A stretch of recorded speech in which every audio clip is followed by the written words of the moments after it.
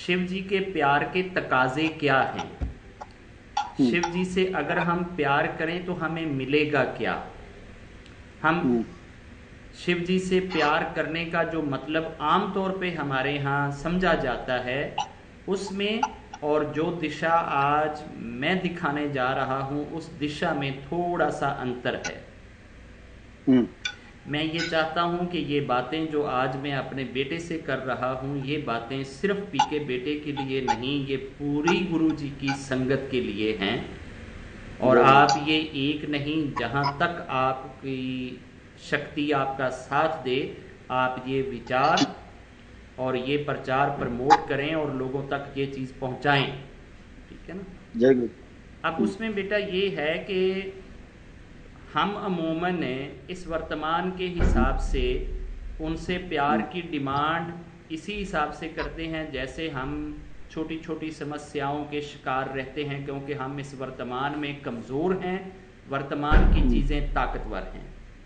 ईश्वर की प्रकृति जो हमारे हर तरफ फैली हुई है वो सॉलिड है, ठोस है, पावरफुल है। हम मनुष्य होने के नाते हम वीक हैं और उससे सारी जिंदगी लड़ते रहते हैं। अब एक शिव जी के भगत थे, उन्होंने एक मर्तबा शिव जी से जाकर ये बात कही कि शिव जी मुझे आपसे बहुत प्यार है, शिव जी मुझे आपसे बहुत प्यार है, मैं आपसे बहुत प्यार करता हूं। तो शिव जी ने अपना रुख ऐसे दूसरी तरफ फेर लिया। जब ये बात सुनी, वो आदमी उस दूसरी तरफ से जाकर फिर सरेंडर करते हुए, फिर विनती करते हुए ये कहता है, शिव जी मैं आपको बहुत चाहता हूं। शिव जी ने तीसरी तरफ डायरेक्शन फेर ली, उसने उस समत में जाकर भी सेम वर्डिंग दोहराई। शिव जी ने चौथी तरफ रुख फेरा, उसने उधर भी वही बात करी। शिव जी वापस अपनी जगह पे जब पहुंचे और उसने फिर वही बात करी, तो शिव जी ने कहा, जानते हो तुम क्या कह रहे हो? इसका मतलब समझते हो जो तुम कह रहे हो? तो उसने कहा, शिव जी मैं आपसे प्यार करता हूं, मैं आपसे बहुत प्यार करता हूं। तो शिव जी ने जवाबन ये बात कही, अगर तुम अपने क्लेम में सच्चे हो, जो तुम क्लेम कर रहे हो, जो तुम दावा कर रहे हो, अगर वाकई तुम हृदय से ये बात कह रहे हो और अगर आप अपनी बात का पालन करना जानते हो, तो फिर याद रखो तुम्हारी तरफ कष्ट, मुसीबतें, दुख और तकलीफें ऐसे दौड़ दौड़ कर आएंगी जैसे ढिलवान से पानी गिरता है। जय गुरु जी बाबा जी। अगर तुम मेरे से प्यार करने में सच्चे हो। मैंने यही बात एक और जगह पे करी थी, तो मुझे दूसरे दिन एक अंकल ने फ़ोन करके कहा कि बाबा जी ये जो कल आपने बात कही है शिव जी के बारे में, इसका मतलब हुआ कि भगवानों और देवी देवताओं से प्यार करें तो मुसीबतें मिलती हैं। मैंने कहा, झल्ले आप उनके इस मैसेज को अंडरस्टैंड ही नहीं करे। उनका मैसेज ये था कि अगर तुम मुझसे प्यार करोगे तो तुम चोरी नहीं कर सकोगे, ये भी एक तेरे लिए मुसीबत है, पेशेंस है। अगर तुम मुझसे प्यार करोगे तो तुम्हारे साथ लोग ज्यादती करेंगे, तुम्हें सहनी पड़ेगी, ये भी एक मुसीबत है। अगर तुम मुझसे प्यार करोगे तो पूरी महफिल में सब लोग दारू पी रहे होंगे, तुम्हें छोड़ना पड़ेगा, ये भी एक मुसीबत है। अगर तुम मुझसे प्यार करोगे तो क्लबों के अंदर लोग डांस करेंगे और तुम्हें अपने शरीर को और अपने मन को पवित्र रखना पड़ेगा, यह भी एक मुसीबत है।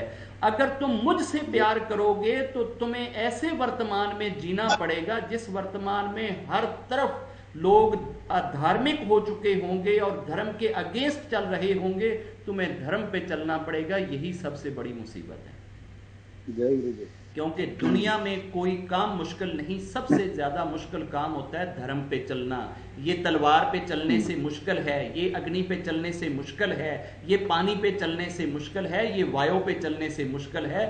जब तुम इतनी मुश्किल में पड़ोगे तो फिर क्या मतलब हुआ? शिव जी से अगर प्यार करते हो तो मुसीबतें तुम्हारी तरफ दौड़ पड़ेंगी। हम ये समझते हैं कि शिव जी से प्यार करने का मतलब, गुरु जी से प्यार करने का मतलब तो ये हुआ कि हम मुसीबतों से छूट जाएं, जबकि शिव जी तो ये कहते हैं कि मुसीबतें तेरी तरफ दौड़ेंगी तुम्हें अगर मेरे से प्यार है तो।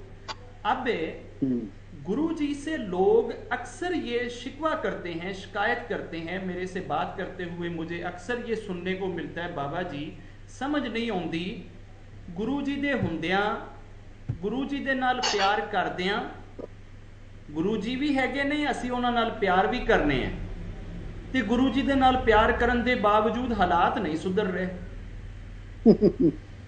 हालात उत्थे दे उत्थे ही ने, ठीक है, हालात वैसे के वैसे ही हैं। गुरु जी से हम प्यार भी करते हैं, जबकि प्यार की डेफिनेशन गुरु जी जिसका अवतार हैं, जिसका स्वरूप हैं, अगर उनकी जुबान से सुना जाए, अगर शिव जी से सुना जाए, डायरेक्ट सुना जाए कि प्यार का क्या मतलब है, तो उन्होंने ये मतलब तो नहीं बताया। उन्होंने तो यही बताया कि मेरे से प्यार करोगे तो फिर ये चीजें देखने को मिलेगी। आज हमने उस प्यार के मीनिंग को चेंज करके रख दिया है। हम ये समझते हैं कि प्यार करने का मतलब ये है कि सारी चीजें बिल्कुल स्मूथ हो जानी चाहिए। बड़े मंदिर में एक दिन हाजिरी दो, दूसरे दिन वीजा लगना चाहिए। बड़े मंदिर में हाजिरी दो, दूसरे दिन किडनी ठीक होने चाहिए। बड़े मंदिर में हाजिरी दो, कैंसर के पेशेंट को उठ के भागना चाहिए। बड़े मंदिर में हाजिरी दो, अगले दिन आप रन्स बनाओ तो सेंचुरी बन जाए। ये है हमारा मीनिंग, ये है हमारी इंटरप्रिटेशन।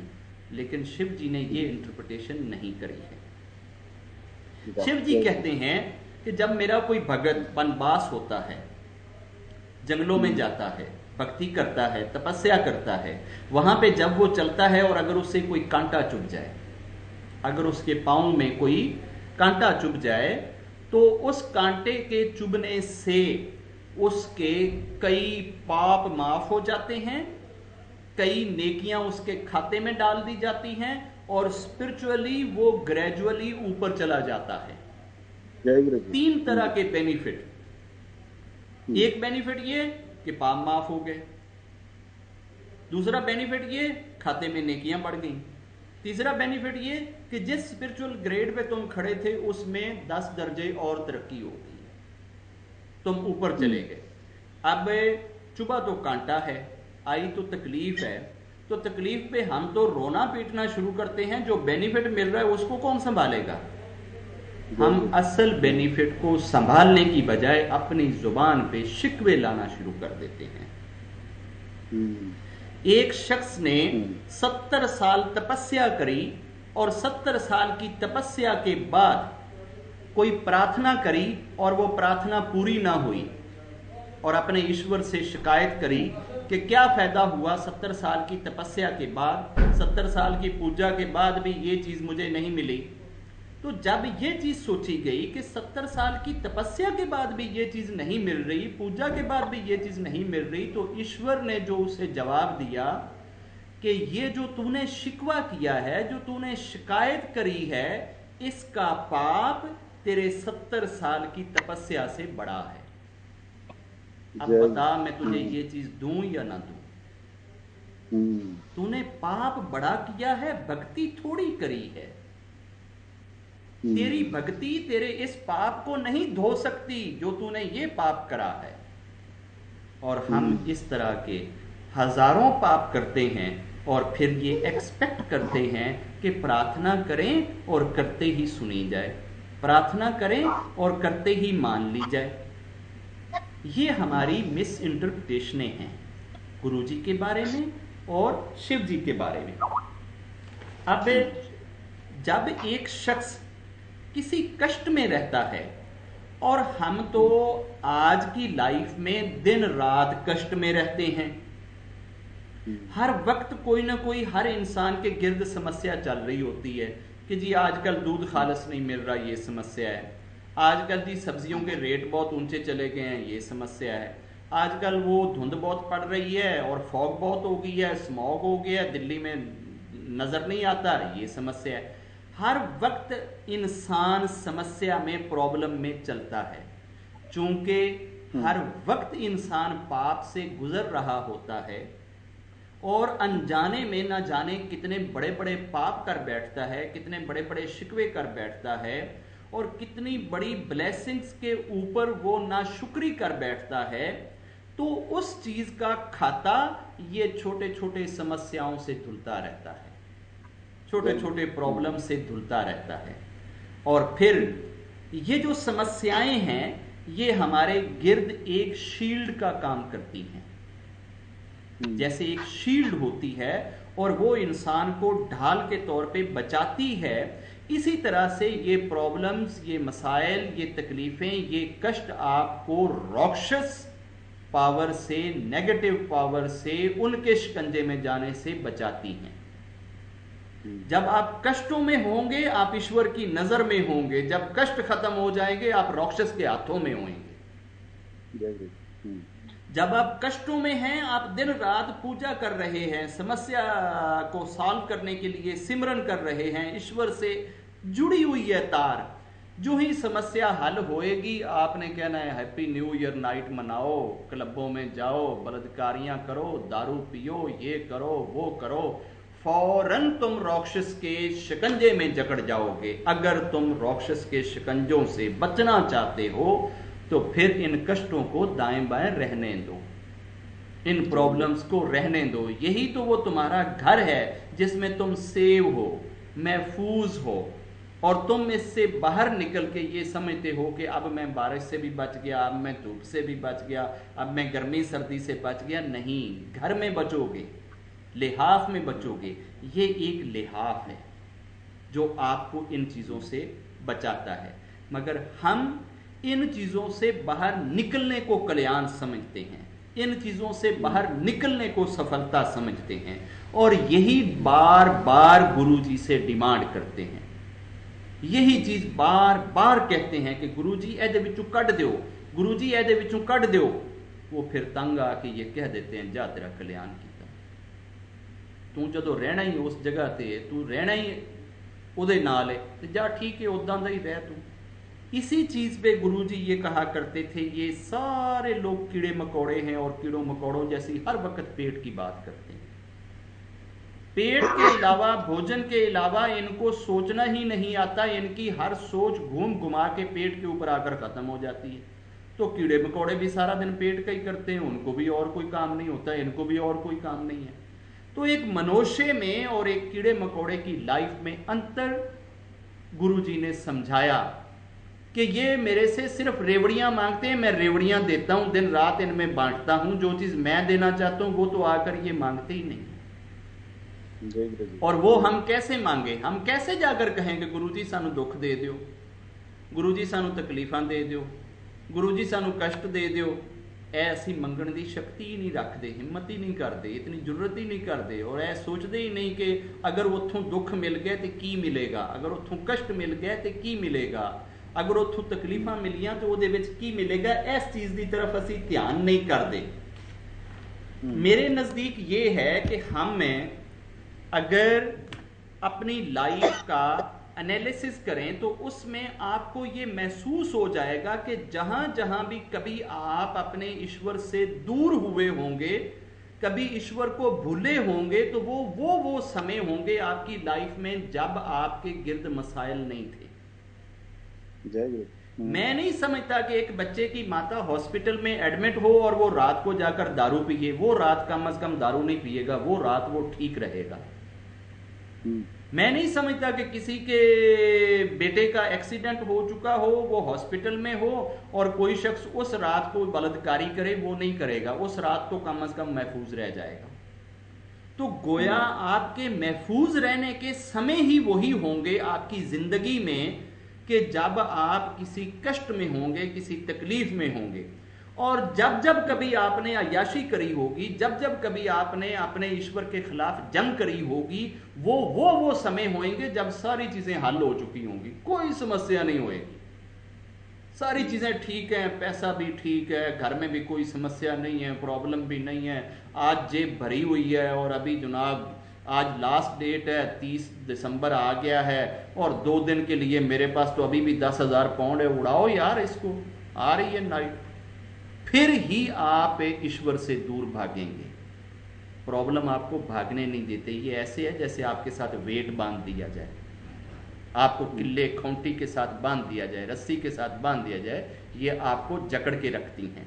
जब आप इनसे निकलते हैं, शू करके आप ईश्वर की जो पूजा पाठ और सिमरन की पोजीशन होती है उससे आप डाइवर्ट करते हैं। अगर किसी शख्स को 6 माह तक, for the half year, for 6 month कोई भी कष्ट ना आए, कोई समस्या ना हो, ना तो कभी कोई एक्सीडेंट हुआ है, ना कभी कोई बैड न्यूज़ सुनी है, ना कभी सर दर्द हुआ, ना पेन हुआ, ना फीवर हुआ, ना कोई बच्चों का इशू, ना कोई पत्नी का इशू, नौकर चाकर हर चीज मजे, 6 माह अनजाए। If anybody enjoyed his life, fully enjoyed for the 6 months, then he should understand that his God has forgotten him. उसका भगवान उसे भुला चुका है, उसके भगवान ने उससे नाता तोड़ लिया है। हम जब किसी बंदे से नाता तोड़ लेते हैं, हम उसके अच्छे बुरे में पड़ते नहीं हैं, जा दफा हो, बस तेरे साथ मेरी बात ही खत्म, और तू अच्छा करे बुरा करे यार तू जा। ये वो वाली बात है कि ईश्वर जब किसी को इस तरह छोड़ दे कि बस तू जा, तो फिर उसको कोई कष्ट नहीं आता। और अगर उसे कष्ट आ रहे हैं, छोटे छोटे मुसीबतें आ रही हैं, तो ये एक सर्टिफिकेट है कि नहीं ईश्वर ने बुलाया, नहीं अभी भी ईश्वर को याद हूं मैं, अभी भी मेरा ईश्वर मेरा ध्यान रखता है, मेरा ख्याल करता है और मेरी तरफ ध्यान देता है। मैं एक ऐसे तपस्वी से मिला एक मर्तबा एक जंगल में।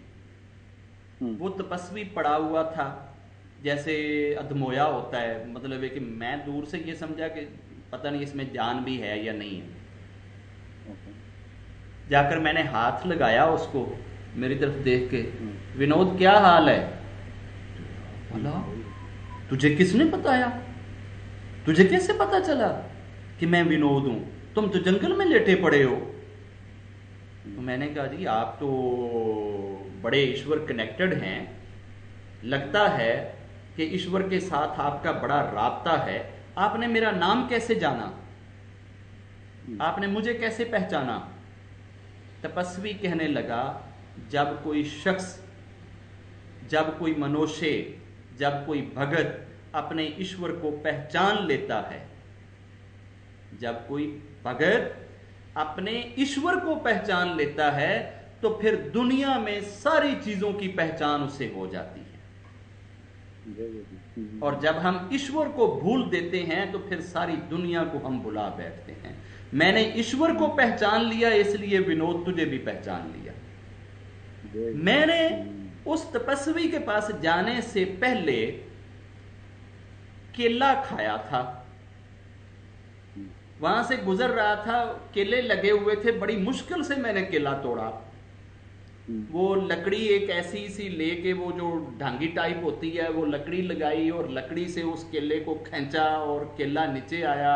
मैं को 5-10 मिनट उस केले को तोड़ने में खपता रहा और उसके बाद वो मुझे केला मिला और मैं केला खा के उसके पास गया। अब उसके ऊपर कीड़ियां चढ़ी हुई थी, कीड़ियां उसे काटे जा रही थी। वो कीड़ियों को कुछ नहीं कह रहा है, कीड़ियां अपने मजे के साथ आराम से, उसको थोड़ा सा इंजरी हुई हुई थी, उसमें भी कीड़ियां काट रही हैं और शरीर को भी कीड़ियां काट रही हैं। तो मैंने कहा कि जी इतने तो आप ईश्वर से कनेक्टेड हैं, तो अपने आप को इन कीड़ियों से आप क्यों नहीं बचा रहे? ईश्वर से क्यों नहीं प्रार्थना करते कि आप इन कीड़ियों से बच जाएं? तो वो मुझे कहते तुम तो एक केले से नहीं बच सके, तुम तो एक केले से नहीं बच सके, तो मुझे कहते हो कीड़ियों से बचूं? ये कीड़ियां तो यहीं काटेंगी ना, इधर ही कष्ट होवेगा ना, तकलीफ होवेगा ना। और तुमने जिस डिजायर को फुलफिल करा है उसका डंग अगले वर्तमान तक भी असर करेगा। इतनी बड़ी बात उन्होंने कह दी, इतनी बड़ी लेसनिंग दे दी चंद एक शब्दों के अंदर। मैंने कहा विनोद यहां और बैठना वारे में नहीं है। नमन करते हुए, सरेंडर करते हुए उसको उसके हाल पे छोड़ दिया। विनोद चल तू अपनी राह ले, ये बहुत आगे बैठा हुआ है, ये स्पिरिचुअलिटी के पता नहीं ना जाने किस मुकाम पे है, किस स्टेज पे है।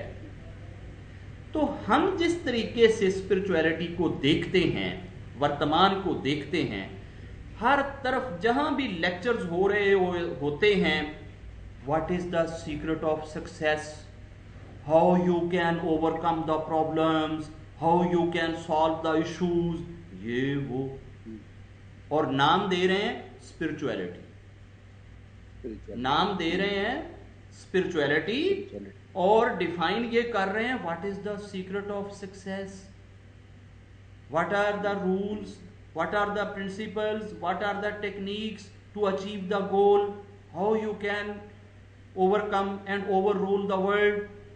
डिस्कशन ये कर रहे हो और नाम देते हो स्पिरिचुअलिटी का। और भाई स्पिरिचुअलिटी में तो हारने को, डिफीट करने को सफलता कहा जाता है। जब आप हार जाएं, जब आप सरेंडर करें, ईश्वर मैं कुछ नहीं, सब कुछ तू है, ऐ गुरु मेरी पूजा, मेरी पाठ, मेरी तपस्या, मेरी सारी चीजें कुछ नहीं, सब कुछ तू है, इस हारने को स्पिरिचुअलिटी में सफलता कहा जाता है। फ्लावर से जो गार्लिक बनाते हैं उसको हम अपनी लैंग्वेज में हार कहते हैं ना, हार, फलाने गले में हार पहना। उस फ्लावर शॉप से लोग जाकर हार मांगते हैं, हार दे दो, हार दे दो, हार दे दो। अच्छा मुझे हार दे दो, हार दे दो मुझे। उससे जीत नहीं मांगते, उससे सक्सीड नहीं मांगते, सफलता नहीं मांगते, उससे जाकर हम हार मांगते हैं। और जब वो हमें हार दे देता है, हम जब उससे हार ले लेते हैं, तो फिर हमारे रंग ढंग और हो जाते हैं। हारने को स्पिरिचुअलिटी कहते हैं, जीतने को नहीं। ये जीतने को स्पिरिचुअलिटी समझ रहे हैं। आर्थराश एक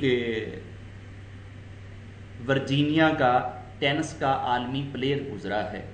आर्थराश 1975 में इसने आलमी कप जीता था टेनिस का, आर्थराश ने। 80 में इसको हार्ट सर्जरी में जो ब्लड लगाया गया, वो ब्लड ठीक नहीं था, उसमें एड्स थी, और इससे ये एड का पेशेंट बन गया ब्लड लगाने से। और 93 में ये इस वर्तमान को छोड़ गया।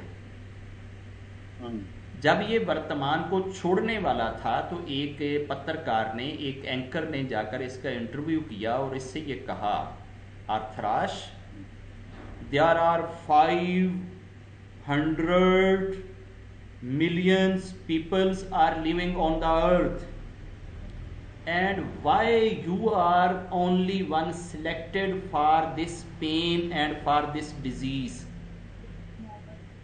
5 अरब लोगों में से आपका ही चुनौती क्यों हुई है, इस मर्ज के लिए आपको ही क्यों चुना गया?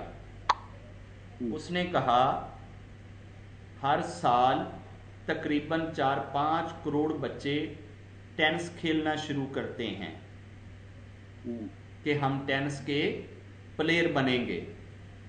उनमें से कोई तकरीबन 1 करोड़ बच्चा किसी क्लब के साथ मेंबरशिप तक पहुंचता है, बाकी तो मोहल्ले और गलियों में ही रह जाते हैं। और उन करोड़ में से चंद 1000 जो है वो कहीं ऊपर वाले किसी अपने डिस्ट्रिक्ट लेवल या स्टेट लेवल तक पहुंचते हैं। उनमें से चंद 100 ऐसे होते हैं जो अपने नेशनल टीम तक पहुंचते हैं। और उस नेशनल टीम में से गिने चुने बंदे होते हैं जो आकर इंटरनेशनल लेवल पे खेलते हैं। और इंटरनेशनल लेवल पे जब फाइनल में 2 लोग खेल रहे होते हैं, तो उनमें से एक आदमी जीतता है। तो जिस वक्त 5 अरब इंसानों में से मैंने आलमी कप जीता था 95 में, तो तब आप मेरे पास क्यों नहीं आए थे कि why are you selected for this pride and this prize? उस वक्त तो आपने मेरे से नहीं पूछा था। आज अगर मैं कष्ट में हूं, तकलीफ में हूं, मुसीबत में हूं, तो आज आप मेरे से ये प्रश्न करते हो। और इस वक्त मैं 800 से ज़्यादा गोल्ड मेडल, सिल्वर मेडल और इस तरह के डिफरेंट किस्म के मेडल्स मैं जीत चुका हूं। मैं 800 मेडल अपनी झोली में डाल के अब ईश्वर से शिकायत कैसे करूं और उसे जाकर कैसे कहूं कि सिर्फ इस मर्ज के लिए मुझे क्यों? मुझे शर्म आती है। उसने इतनी बड़ी लर्निंग दी कि हम अगर ब्लेसिंग्स को काउंट करें तो ब्लेसिंग से झोली भरी हुई है, मगर एक तकलीफ पहुंच जाए तो उस पे शिकवे शिकायतें इतनी कर देंगे कि वो जो 70 किस्म की उसकी दूसरी ब्लेसिंग्स है उसके ऊपर भी नाशुक्री कर देंगे, उनको भी मिटा देंगे, उनका भी नाश कर देंगे। जय गुरु। और इंसान के साथ ईश्वर का कनेक्शन जो है वो इंसान की पेशेंस के साथ है, बर्दाश्त के साथ है, बियरेंस के साथ है। जैसे जैसे बियरेंस इंप्रूव होती है, आगे बढ़ती है, वैसे वैसे ही ईश्वर की ब्लेसिंग उस बंदे पे बढ़ती है। जब आप में बियरेंस आ जाएगी तो आप ईश्वर की तरह हो जाएंगे। ईश्वर में इतनी बेरस है कि करोड़ों ऐसे इंसान हैं जो ईश्वर का नाम भी नहीं लेते सुबह उठते हुए, मगर ईश्वर फिर भी उनको नाश्ता दे देता है। करोड़ों ऐसे इंसान हैं जो ईश्वर के अगेंस्ट काम करते हैं, मगर ईश्वर फिर भी उनको कुछ नहीं कहता। तो ये ईश्वर का बियरेंस का कमाल है कि सबसे ज्यादा बियरेंस अगर कोई दिखाता है तो वो ईश्वर दिखाता है, जो किसी को कुछ कहते ही कुछ नहीं। अगर वो पकड़ने पे आ जाए तो इस वर्तमान को किसी एटम बम की जरूरत नहीं है। एक सेकंड का भी अगर वो इस वर्तमान में बसने वाले मनुष्यों से हिसाब लेने लग जाए ना, तो हम तो एक सेकंड का भी हिसाब देने से पहले पहले नाश हो जाएं, अगर वो हमारे ऊपर ब्लेसिंग ना करे। ये तो उसकी दया है, उसकी ब्लेसिंग है कि हम ना शुक्री पे ना शुक्री करते हैं, वो फिर भी देता है। उसकी इतनी बेरस है। हम जिस वक्त बेरस दिखाते हैं, एक्सेप्टेंस दिखाते हैं, तो असल में हम उस वक्त शिव जी की और ईश्वर की उस कैरेक्टरिस्टिक्स को अपनी जात में लाते हैं। हम उस वक्त ईश्वर स्वरूप होते हैं और इस कैरेक्टरिस्टिक्स की वजह से ईश्वर हमारे ऊपर ब्लेसिंग्स की बरखा बरसा देता है कि इसने ये चीज झील ली मेरी वजह से। इंसान जितने भी कष्ट उठाता है, पहली काइंड के जो कष्ट हैं वो होते हैं धर्म के ऊपर चलने के कष्ट, धर्म का पालन करने के कष्ट, मोरालिटी का स्टैंडर्ड नीचे ना आने देने के कष्ट, एक करैक्टर को पवित्र रखने के कष्ट, धर्म के आगे नमन करने के कष्ट। ये कष्ट इंसान पहली कैटेगरी के उठाता है। मैं एक एग्जाम्पल दूंगा। एक नारी थी, उसके पति बिजनेसमैन थे, ट्रेडर थे, फॉरेनर में जाकर ट्रेड करते थे, पुराने वक्तों की बात है। तो वो जाते हुए अपनी पत्नी से कह गया, मैं 3 साल बाद आऊंगा, ट्रेड पे जा रहा हूं, 3 साल तक आपके लिए ये आदेश है कि आपने घर से बाहर नहीं जाना, आप घर में रहोगी। ये उसको ताकीद करके चला गया। 6 माह गुजरे, उस नारी के पिता बीमार हो गए। जब पिता बीमार हुए या माता बीमार हुई या भैया बीमार हुए तो मैसेज गया कि भाई आपके भैया बहुत बीमार हैं और आप आओ, अपने भैया को देख लो, अपने पिता को देख लो। तो इसने मैसेज भेजा अपने गुरु की तरफ, अपने गुरु से पूछा कि गुरुजी, मेरे पति मुझे मना करके गए थे कि आपने घर से पाँव बाहर नहीं निकालना, मैंने 6 माह तक पाँव नहीं निकाला। अब मुझे ये बताएं कि मेरी माता बहुत बीमार हैं या मेरे पिता या मेरे भैया बहुत बीमार हैं, क्या मैं उनको देखने जा सकती हूँ? तो गुरु जी उसे धर्म का पालन करने का आदेश देते हुए ये कहते हैं कि अगर तुम्हारे पति ने मना करा है तो तुम नहीं जा सकती। फिर इसको मैसेज आया कि अब तो वो बिल्कुल आखिरी सांसों पे हैं, तुम आ जाओ, अपनी माता को देख लो। इसने फिर गुरुजी से पूछा, गुरुजी ने सेम रिप्लाई करा कि अगर तुम्हारे पति ने मना करा है तुम नहीं जा सकती। फिर मैसेज आया आपकी माता स्वर्ग सुधार गई है, आकर देख लो। फिर रिप्लाई आया नहीं जा सकती। फिर मैसेज आया कि चिखा तैयार है, अग्नि गोता दिया जा रहा है, आकर देख लो। उसने कहा जी मैं नहीं आ सकती। अब ये रोने लग गई। इंसान है, पेशेंस तो बड़ी दिखाई, मगर आंसू आ गए आंखों से और अपने ईश्वर से ये कहा, ऐ ईश्वर, मैंने तेरे हुक्म, तेरे आदेश का पालन करा है, मैंने अपने पति के आदेश का पालन करा है और मैं अपनी माता को देखने भी नहीं जा सकी। तूने मेरे लिए क्या रखा है? तूने मेरे लिए क्या रखा है? मैंने इतना कष्ट सहा है। तो उसकी गोद में छोटे छोटे कागज के टुकड़े आ गिरे। जब उसने कागज के टुकड़ों को इकट्ठा करके उनके ऊपर वो लाइनें मिला के पढ़ी तो उन पे लिखा था, तेरे इस आदेश के पालन करने की वजह से, धर्म का पालन करने की वजह से, इस कष्ट से गुजरने की वजह से हमने तेरी माता को स्वर्ग में भेज दिया। जय that is the reward of parents. दूसरी कैटेगरी होती है कि जब हमें किसी चीज से धर्म ने मना करा हो और हम उस चीज से एब्सटेन रहें, बचे रहें, दूर रहें। जब हम उस चीज के नजदीक नहीं जाते, इस चीज से, पहली चीज वाली कैटेगरी से ज्यादा ब्लेसिंग मिलती है। धर्म के पालन करने से जो कष्ट आता है, उस कष्ट से ये कष्ट बड़ा है कि जिससे धर्म ने मना करा हो, उससे बचना, अपनी हद को क्रॉस ना करना, लाइन से आगे ना जाना, लिमिट से आगे ना जाना। और अगर हम ऐसा करते हैं तो ईश्वर की और ज्यादा ब्लेसिंग मिलती है। उस पहली कैटेगरी से ये कैटेगरी ऊपर का दर्जा है।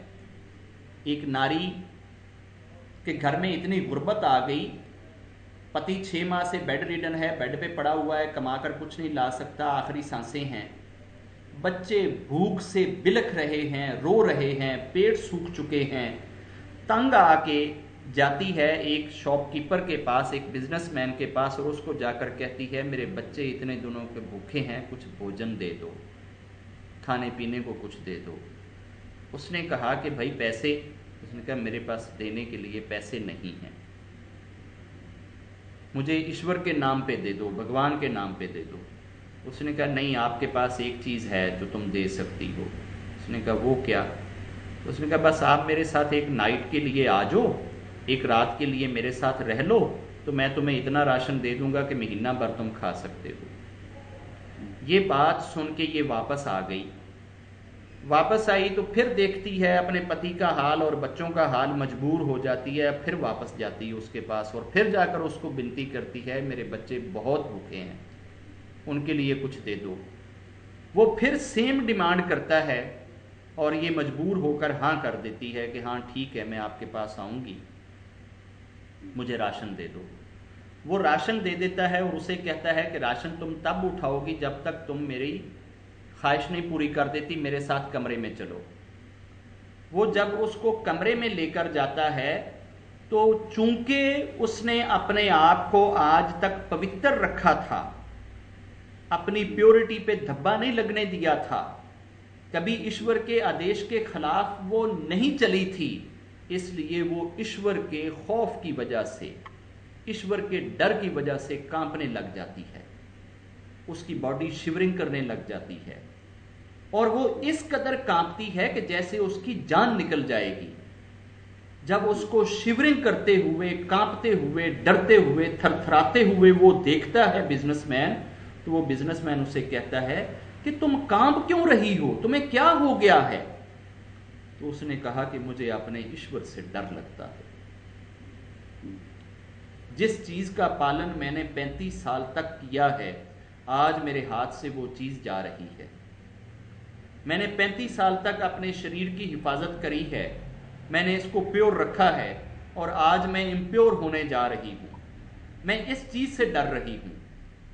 तो जो ही उसने ये शब्द कहे, उस बिजनेसमैन पे इतना असर हुआ कि उसने भी वैसे ही कांपना शुरू कर दिया। उसने कहा कि तू इतनी भूखी भी है, इतनी प्यासी भी है, इतनी मुसीबत में भी है, और तू फिर भी अपने ईश्वर का इतना पालन करती है, तो मेरे पास तो सारा कुछ है, मुझे तो तेरे से भी ज्यादा थैंक करना चाहिए ईश्वर का, और तेरे से भी ज्यादा डरना चाहिए कि मुझे उसने सब कुछ दिया हुआ है। तो उसने अपने आप को उस गुनाह से, पाप से दूर करा, और उस नारी से ये कहा कि जाओ, आज के बाद जब तक तुम जिंदा हो, तुम्हारा और तुम्हारे बच्चों का राशन इस यहां से तुम्हें मिलता रहेगा।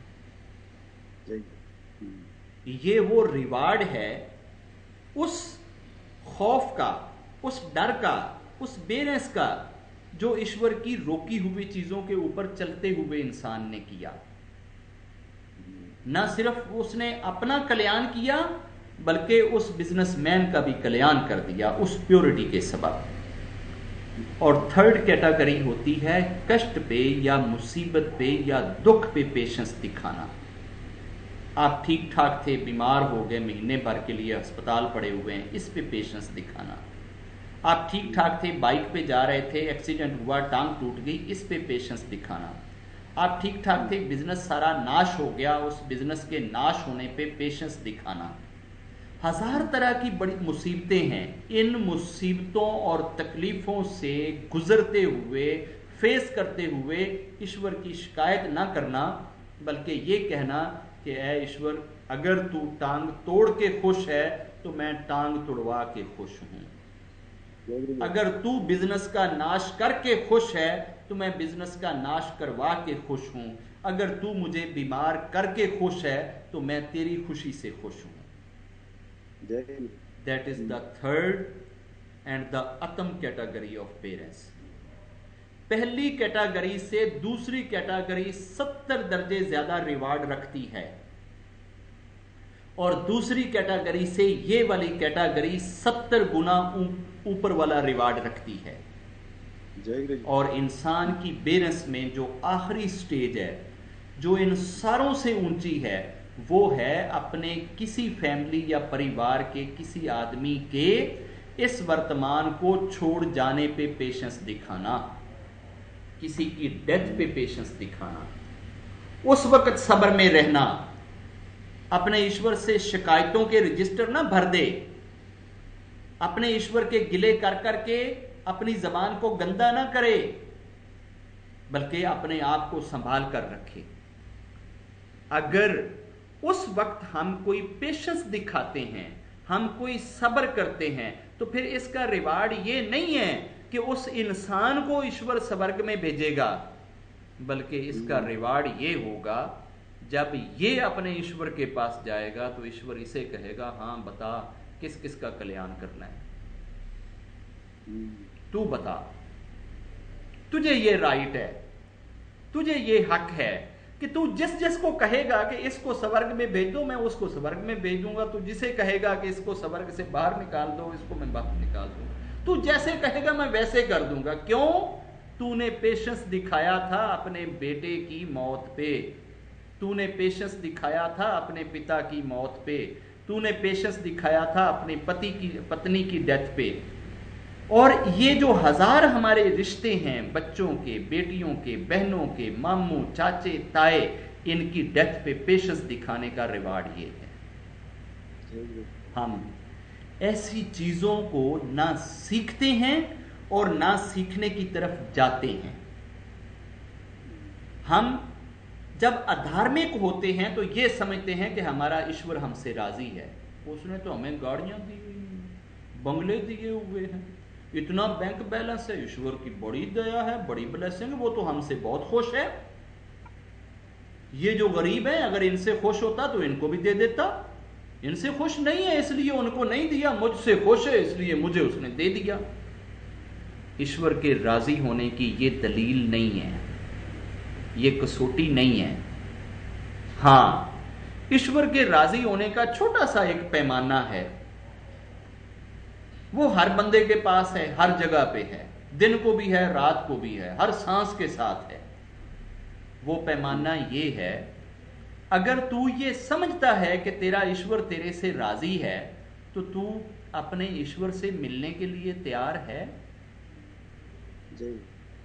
तू जो कहता है कि ईश्वर मेरे से राजी है और ईश्वर से तू खुश है, अगर तू खुश है और तेरा ईश्वर तेरे से खुश है, तो फिर क्या तू मरने के लिए, अपने ईश्वर से मिलने के लिए तैयार है?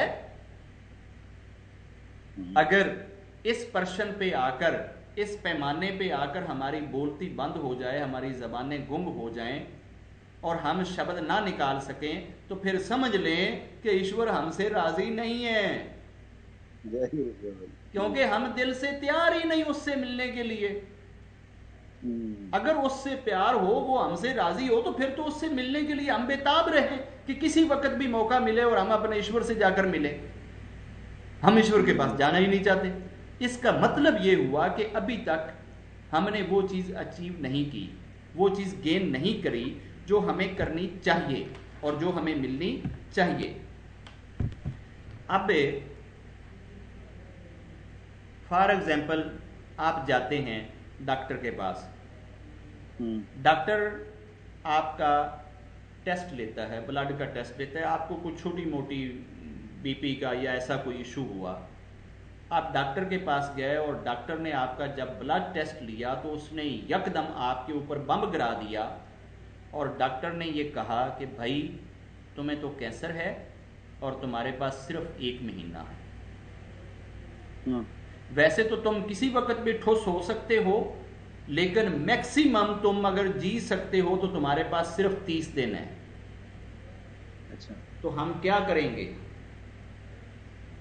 हम जब सोचेंगे कि यार हमारे पास 30 दिन हैं, तो हर आदमी वो काम करेगा जिससे उसको ये लगे कि यार ये काम ईश्वर के कहे हुए हैं और ये काम ईश्वर के रोके हुए हैं। ये नहीं होएगा कि उसको पता चल जाए कि है मेरा 1 महीना और अब वो ईश्वर के खिलाफ चले, ऐसे नहीं करेगा। हर शख्स ये चाहेगा कि अब इस महीने को मैं इस तरह से बिताऊं कि मेरा कल्याण हो जाए। यार अगर डॉक्टर इतनी सी बात कह दे कि तुम्हारे पास 1 महीना है, तो वो कोई भगवान तो नहीं है ना। उसकी बात पे तो इतना असर कर लिया, उसके एक वो लैब टेस्ट को तो इतनी इंपॉर्टेंस दे दी, और जो ईश्वर बार बार तुम्हें कहता है कि तुम किसी वक्त भी मेरे पास आ सकते हो, तुम किसी वक्त भी मेरे पास आ सकते हो, तुम्हारी सांसें मेरे पास हैं, तुम्हारी सांसें मेरी अमानत हैं, मैं किसी वक्त भी बुला सकता हूं, उस ईश्वर की बात नहीं सुनते हो। जय गुरु। उसके लिए तैयार नहीं रहते हो। डॉक्टर कह दे तो फिर ठीक है, फिर तो लाइफ को सीधा कर लोगे, लेकिन ईश्वर के कहने पे लाइफ को सीधा नहीं करेंगे। क्या पता है सांस जो नीचे गई है ऊपर ना आए, कोई गारंटी है? कोई गारंटी नहीं होगी। तो जब कोई गारंटी ही नहीं है तो फिर छोड़ दो उन चीजों को, फिर आ जाओ ईश्वर की तरफ और ईश्वर से कनेक्ट हो जाओ, ईश्वर से जुड़ जाओ, ईश्वर से मांगो। तो भाई मेरा मानना यह है कि हम सब जो गुरु जी से जाकर हर वक्त अपने कष्टों को खत्म करने की प्रार्थनाएं करते हैं, अपने कष्टों से निकलने की दुआएं करते हैं और उनसे यही कल्याण कराना चाहते हैं, मैं उन सब के आगे हाथ जोड़ के विनती करता हूं, कष्टों से भागो नहीं, कष्टों का नाश ना करवाओ, बल्कि गुरु के पास जाकर उस कष्ट से गुजरने और उस कष्ट को सहने की शक्ति मांगो। अगर वो तुम्हें इतनी पेशेंस दे दें, अगर वो तुम्हें इतनी शक्ति दे दें कि तुम उस कष्ट को भी झील लो और ईश्वर का रिवार्ड भी ले लो, तो ये तो बड़ी ब्लेसिंग हो गई ना। बाबा जी आज जो लेक्चर मेरे लिए ये गुरु जी की आदेश ही था, आपको लग रहा है ये सुनाने हम। जय गुरु जी। और हम में इस कंसेप्ट को दिल से अगर मान लें कि हम जाएंगे ईश्वर के पास सिर्फ इसलिए कि वो जाने के लायक है, हम गुरु के पास जाएंगे सिर्फ इसलिए कि वो हमें ईश्वर से मिलाएगा, वो भगवान है, सिर्फ उसकी दया और ब्लेसिंग और आशीर्वाद और प्यार लेने के लिए जाएं। ये है हमारा जाना, ये है हमारी कनेक्टिविटी। अगर हम छोटी छोटी चीज़ें लेकर गुरु जी के पास जाएंगे तो फिर मेरे गुरु जी बिल्कुल ठीक कहते हैं, ए सब कीड़े मकोड़े ने ये मेरे को ले आंदे ने इतनियां इतनियां चीज़ां खाने वास्ते, मैं इन्हों मुठियां भर भर के दे देना, ये रेवड़ियां खा के चले जाते। जिहड़ी चीज़ मैं देना चाहना वो तो आके मंगते ही नहीं। प्लीज़ हम सबको अपनी दिशा ठीक करनी चाहिए और गुरु जी से जिस तरीके से जुड़ना चाहिए वैसे हम जुड़ें, और गुरु जी से जिस तरीके से मांगना चाहिए वैसे हम मांगें, और उनकी ब्लेसिंग और उनकी प्लानिंग के ऊपर अपने मन को, अपने दिल को, अपने हृदय को इतना शांत रखें कि वो जिस हाल में रखें हर हाल अच्छा है। जय गुरु। वो जिस पोजीशन में रखें वही पोजीशन अच्छी है, वो जिस तरीके से देना चाहें वही देना अच्छा है। आप अगर बर्दाश्त नहीं कर सकते मांगने में कोई हर्ज नहीं, लेकिन अगर आपकी मांग पूरी ना होवे तो गिला ना करिए, शिकायत ना करिए। ऐसा ना हो कि गिला और शिकायत करने की वजह से आपकी जितनी जिंदगी भर की तपस्या है, जिंदगी भर की नेकियां हैं, कहीं वो सारों के ऊपर पानी ना फेर लो। उनको बचाओ। मैं इसके साथ ही अपने बेटे से अनुमति चाहूँगा। मेरे बेटे के लिए बहुत सारा प्यार और गुरु जी की सारी संगत के लिए मेरा ये विचार, मेरी ये लेसनिंग, मेरा ये ज्ञान, इसको गुरु जी का आदेश समझ के लेना चाहिए और गुरु जी का आदेश समझ के इसको स्वीकार करना चाहिए। जय बाबा जी।